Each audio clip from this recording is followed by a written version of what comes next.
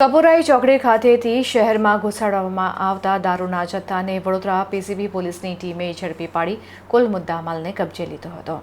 PCB police ટીમને ચોક્કસ માહિતી મળી હતી કે એક શખ્સ પોતાની કારમાં ઇંગ્લિશ દારૂનો જથ્થો ભરી ડભોઈ ખાતેથી નીકળી કપુરાઈ ચોકડી થઈ વડોદરા જવાનો છે, જેના આધારે પોલીસે કપુરાઈ ચોકડી ખાતે વોચ ગોઠવી બાતમી મુજબની કાર પસાર થતાં તેને કોર્ડન કરી હતી।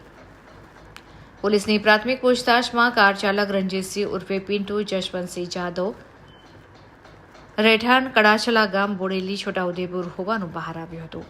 કારની તલાશી લેતા કારની આગળની લાઇટના ભાગે તેમજ પાછળ ડિક્કીના નીચેના ભાગે બનાવવામાં આવેલ ચોરખાનામાંથી દારૂનો જથ્થો મળી આવ્યો હતો, તેમજ આરોપીએ આ દારૂનો જથ્થો મધ્યપ્રદેશના કઠીવાડા ખાતેથી મેળવી વડોદરાના ઠાકોરભાઈ નામના વ્યક્તિને આપવાનો હોવાની કબૂલાત કરી હતી।